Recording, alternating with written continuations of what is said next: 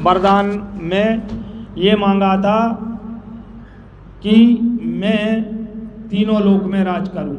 उन्होंने कहा ठीक है, तुम राज करोगे। तो उनका विवाह वृंदा से हुआ और वृंदा थी पतिव्रता स्त्री। पतिव्रता स्त्री होने के साथ ये भी वरदान था कि जब तक तुम्हारी पत्नी अपने सतीत्व की रक्षा करेगी, जब तक तुम्हें कोई मार नहीं सकता। जालंधर अपने आप में गर्व भी करता था, घमंड भी करता था, और वृंदा भगवान के सिवा अपने पति को ही परमेश्वर मानती थी।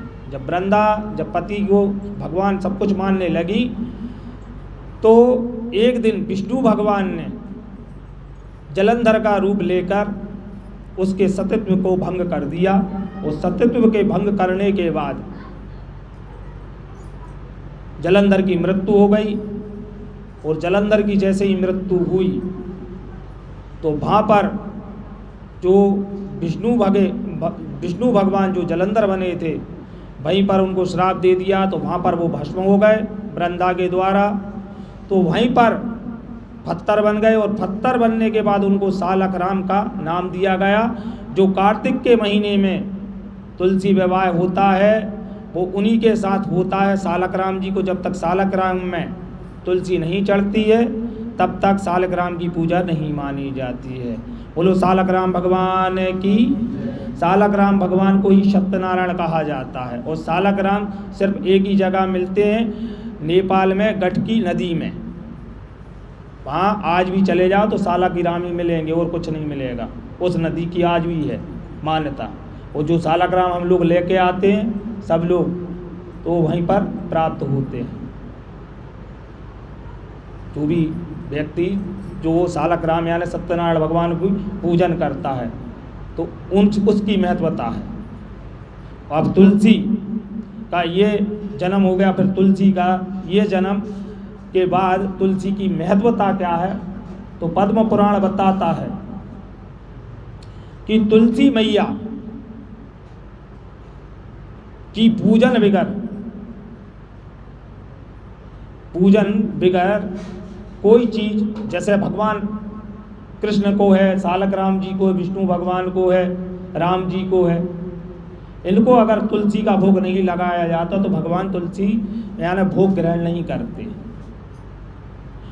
और साथ में तुलसी के जब व्यक्ति की मृत्यु हो जाती है, मृत्यु होने के बाद अगर तुलसी के बगल में उसको सुलाया जाए तो विष्णु के पद को जाता है, यानी मोक्ष प्रदान हो जाता है, स्वर्ग का भागीदार होता है।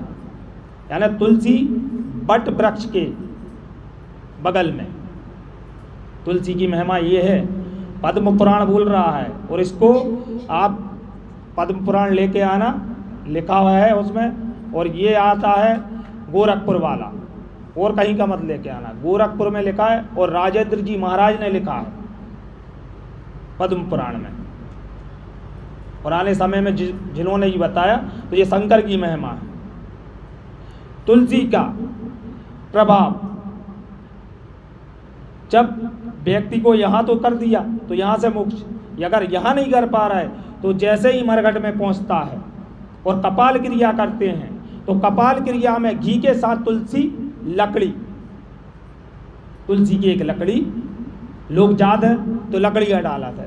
लकड़ी डालने से पहले अगर कपाल क्रिया में घी के साथ रख दी जाए तो वो कभी इस 84 लाख योनि में नहीं भटकेगा, कभी आएगा ही नहीं, उसको डायरेक्ट मोक्ष प्राप्त होता है। और तुलसी के वृक्ष को कहा गया है कि उस मिट्टी में जो भी वृक्ष होता है, तुलसी माता का जो भी पौधा होता है, क्योंकि माँ कहा गया है तो वृक्ष भी नहीं कह सकते, उसको माँ ही कह सकते हैं। तो जैसे ये है तुलसी माता का ये मिट्टी, ये समझ लो सबसे ज़्यादा फलदायिनी है। और जिसमें जो जड़ है मूल, वो ब्रह्मा मानी गई है। और जो बीज का तना है उसको विष्णु माना गया है।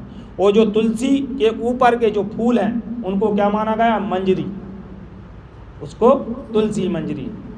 तुलसी मंजरी और तुलसी और जड़ को क्यों महत्व दिया गया है, उसकी महत्वता हम एक एक करके इसलिए बता रहे हैं कि उसकी महत्वता जरूरी जानकारी प्राप्त होना चाहिए। कहते हैं कि पंडित जी ने कथा तो सिर्फ बोल दी है, तो उसकी महत्वता भी होना आवश्यक है। अब यहाँ से जोड़ा गया है कि ये जो तुलसी माता सूख जाती हैं, तो सूखने के बाद एक आरती जब हम गाते हैं कि बांके बिहारी तेरी आरती गाऊं, हैं हरी चंदन, वैसे चंदन बहुत आते हैं, माल्यागर चंदन है, कई चंदन है, लकड़ी की जो टोड़ा और घिस लिया और भगवान कृष्ण और बांके बिहारी और राम जी किसी को भी लगा दिया तो अनेक गुना फल की प्राप्ति होती है इसको घिसने से। यानी तुलसी ऐसा नहीं है, और तुलसी के साथ उसको जोड़ते गए हैं कि अगर उससे व्यक्ति की जब मृत्यु होने के बाद उसको जलाया जाता है, काष्ठ अगर सबसे ज़्यादा ये मिल जाए तो, और अति उत्तम बात हो नहीं मिल रही तो एक एक लकड़ी भी डाल दी जाए तो वो विष्णु पद को प्राप्त होता है। और विष्णु पद को इसलिए भी प्राप्त होता है कि जब तक उसमें अगर तुलसी ना डली जाए और उसका धुआं जो धुआं उठता है और ये ना डली जाए तुलसी माता की लकड़ी, तो तब तक उतना पाप लगता है सब लोगों को, और इसके डालने से सभी लोग जो गए हैं उस समय उनको पुण्य की प्राप्ति होती है। ये तुलसी माता की महिमा है। तुलसी माता की दूसरी महिमा भी ये भी कही गई है कि यज्ञ आदि कर्म में जब हम लोग यज्ञ करते हैं, हवन करते हैं, तो ऐसा नहीं बहुत सारी तुलसी डाल दी जाए, एक ही अगर लकड़ी तुलसी की डाल दी जाए तो भी वो यज्ञ को कई यज्ञों के बराबर हमें फल की प्राप्ति होती है। अब उन्होंने कहा कि महाराज जी आपने सब चीज़ें बता दी, लेकिन इसकी महत्वता क्या है? तो जो तुलसी की मंजरी है, तुलसी की मंजरी सिर्फ भोलेनाथ को चढ़ती है, ना कि आप कृष्ण भगवान को चढ़ा दो, दुर्गा जी को चढ़ा दो। ऐसे ही समी पत्र का दिया है, समी पत्र सबको नहीं चढ़ाया जाता है, सिर्फ किसको चढ़ता है? सिर्फ शिव जी को। और आज के समय में सब कछु चढ़ रहा है, बस कह तो दही है लेकिन बाकी महत्वता कोई नहीं समझ रहा हूँ। तो तुलसी माता की ये लाभ है और सबसे ज़्यादा पूजनीय है। कार्तिक के महीने में तुलसी माता की पूजन क्यों की जाती है? इसलिए की जाती है कि हम कार्तिक में माँ तुलसी का सिंचन करते हैं तो हमारे पाप आदि नष्ट होते हैं। हमने कितने ही पाप किए हैं, व्यावाचार किए हैं, उन पापों का नष्ट होना तभी माना जाता है जब हमारे ऊपर, अभी तो ठीक है हम मनुष्य योनि में, जब हम मर जाएं तो हमारे लिए कोई तुलसी डाले और लकड़ी डाले तो उससे पुण्य की प्राप्ति होती है। तुलसी को कभी भी, और इसको कहा गया है जिसने भी अगर तुलसी माता शिव जी के मंदिर में लगा दी उसको अनेकों यज्ञों का फल प्राप्त होता है, क्योंकि इसके जो बीज निकलते हैं वो ही उससे ही नए पौधे और तुलसियाँ निकल आती हैं। और इसमें होते हैं सफ़ेद फूल। अगर जिसने अच्छे कर्म करे हैं और जिसकी नाक सही है तो इसके जो फूल हैं, इसमें कहा गया है, पद्म पुराण बोल रहा है, हम नहीं बोल रहे हैं। तो इसमें जो तुलसी की मंजरी में जो फूल होते हैं वो सफ़ेद होते हैं, देखे होंगे, बिल्कुल सफ़ेद। वो किसको चढ़ते हैं? श्री बांके बिहारी श्री जी को, कृष्ण जी को चढ़ा दो तो श्री कृष्ण और राधा में से जो तुलसी के मंजरी में से महक आती है वो फूल चढ़ाने से वही महक भगवान राधा कृष्ण भगवान के उसमें आती है, उनसे आपको ये मिलेगी कि ये महका कहाँ से रही है। लेकिन होना चाहिए। अब पता चल रहा है केला के साथ सर्दी जुकाम है, अब गुरुजी हम में तो आई नहीं, तो पहले तो नंबर नाक स्वस्थ रहना चाहिए। और फिर विचार भी स्वस्थ रहना चाहिए, और फिर तीसरा होना चाहिए विश्वास। अगर ये है आप में, तभी आप वो चीज़ को प्राप्त कर सकोगे। तो ये है तुलसी की महिमा। और तुलसी रोगों आदियों के लिए भी आयुर्वेदिक बताई गई है।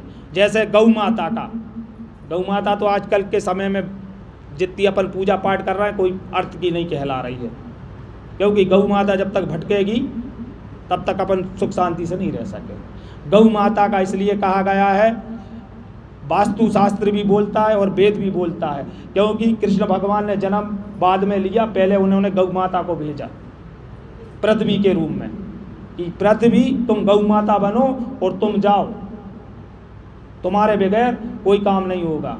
तो सबसे पहले अपन जो पोंछा लगाते हैं तो गौ का गोबर डालते, किस लिए डालते हैं?